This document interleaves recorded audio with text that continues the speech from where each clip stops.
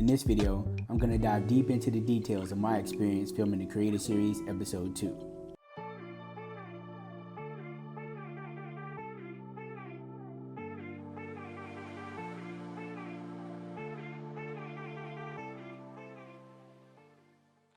Hey, what's going on, guys? It's Andre Brown and welcome back to the channel. And in today's video, I'm going to dive deep into my experience filming the Creator Series Episode 2. Now, I hope you caught my video as I went in deep about my experience filming Episode 1. And as always, this video will be filled with spoilers. So if you haven't watched Episode 2, then go do that and then come back to this one. Now, if you're still here, then I assume that you've already seen my last video, or hopefully you've been watching the episodes of the Creator Series so far. So I won't go into detail about the premise of the show because you should know by now. But for Creator Series Season 2, Episode 2, this was some bullshit. I think that this is probably the hardest thing that I had to do as a photographer ever. The challenge for the episode was double exposures. Now, I'm no stranger to double exposures at all. We do them in weddings, or at least we did, 5+ years ago. So creating a double exposure is absolutely nothing new to me. The main challenge about this challenge was the way that we had to capture the double exposures. As a wedding photographer, if you've been doing double exposures, or maybe street photographer, whatever it is that you do, typically you take a photograph and then later on in the day, under the most perfect of circumstances, you can find something to lay this double exposure over. Not on this show, not at all. Like, I legit think that this dude, Sal, decided to just think of the craziest shit that he could think of to throw at us just because maybe he had too much free time on his hands. Sal, maybe you got too much free time on your hands to think up this wacky shit. But for this episode, the double exposure had to be created 2 shots back to back makes 1 image. So meaning I take a photograph now and then I take my double exposure. Seems simple, right? But when you're doing it in the spirit of competition, you need to be sure that the pose or whatever it is for that first shot is absolutely perfect. And then you go over and you create your double exposure, and then the 2 images come together harmoniously like Voltron. That wasn't the case for me.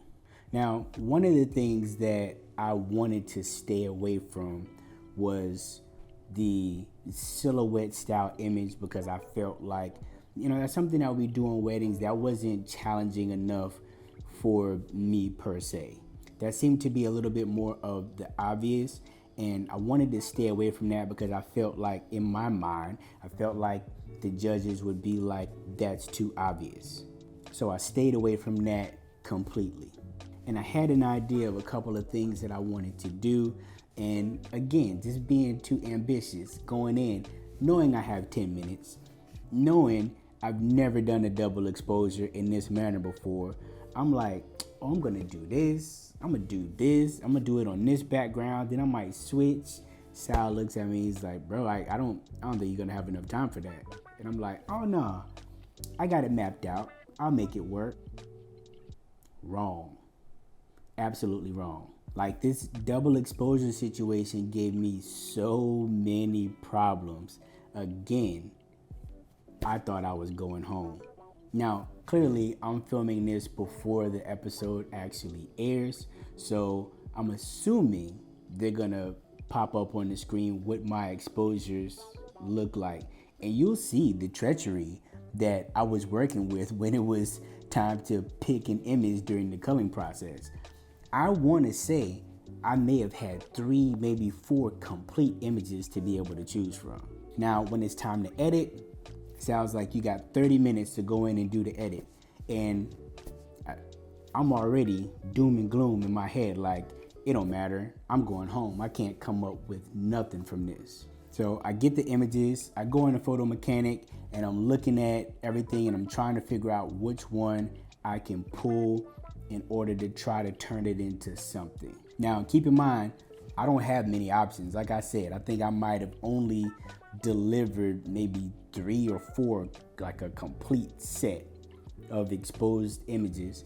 And like I'm just trying to figure out what it is that I can do to make this happen. And I remember after the edit, I was talking to one of the contestants and I looked at him and I was like, bro, like I'm going home.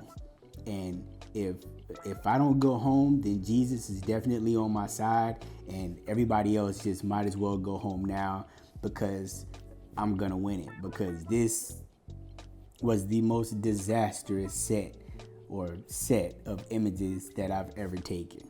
But then when it came down to the editing process, again, we only had 30 minutes, so I'm trying to think through this as clearly and methodically as I possibly can. I enter image competitions on a regular basis, and I know the things that judges are looking for. And not to say that any of that, played to my advantage throughout the process. It was just the idea that I knew certain things that I needed to hit, to focus on, to at least be able to move to the next round. One of the biggest mistakes that photographers make in general, and this is something that I used to do all the time and still, I guess, kind of find myself getting hung up on at times too, is not cropping properly. Our cameras shoot in like a 4:6 ratio, and outside of competition, I don't crop my images anywhere outside of that, that standard 4:6. I just get stuck in my head and my thinking like that, and I usually just leave it. But one thing that I learned from competition is it's all about the final crop. Nothing else matters. It's all about the final crop and keeping what's most important in the image there and not detracting by including something that is not adding any value to the image. So the very first thing that I did was I went in and I cropped the image. And once I was able to find a crop that I was happy with, it gave me new life. It just made me feel completely different about the image. And then from there, I was able to edit my way through to something that I didn't feel was utterly disastrous. Now, I knew, even in the editing process, I knew that my image wasn't gonna be number one. And if I remember correctly, I think the critique on this show was that although it was a beautiful image, it looked like something that could be done in one shot and not as a double exposure. But hell, I think I should get credit for that. I'm so talented that I made a double exposure look like one shot. I'm just kidding. But anyway, I completely get the critique. I know what the challenge was. I was just happy to be moving on to the next round, because that's all that matters. You go in, you live to die another day. And while I'm here, let me give a big shout out to Christy Shirk from Shark Pixel with all of her tutorials for retouching and just being able to enhance images. I signed up quite a while ago, and I was able to talk to her at Shutterfest this year and just kind of get some pointers on some things, because again, I don't feel like I'm a great editor. I get people that ask me all the time like, oh, you should do editing tutorials.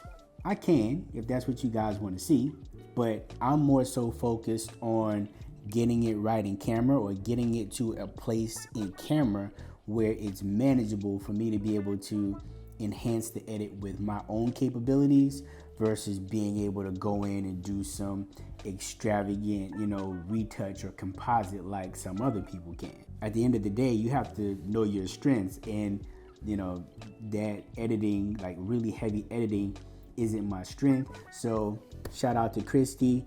If you guys are not familiar with Shark Pixel, I'll link it down below. It's not an affiliate code. I make no money off of this, but if you want to be able to learn how to take your edits up to the next level, then definitely go check that out. There's tons of tutorials, brushes, textures, and all of that great stuff in order to be able to help you level up in your editing journey. But yeah, guys, I'm around another week. I was able to, live to die another day. That was my whole motto coming into this. Live to die another day. And by the grace of God, I was able to squeak through this round because, again, if you saw the images that I was capturing, you would have thought to yourself that I was going home as well. But shout out to the Creator Series for having me. I thank you for bringing me on the show. Shout out to all of the sponsors. Canon, of course, because I'm a Canon shooter. Westcott, as I'm a Westcott Top Pro. Background Town, it was my first time working with your backdrops, but there was some pretty cool stuff in there. And of course, my family over at H&H Color Lab. It's always a pleasure to work with you all. But that's it for this video. Be sure to come back and check me out in next week's video as I dish the details for the Creator Series Episode 3.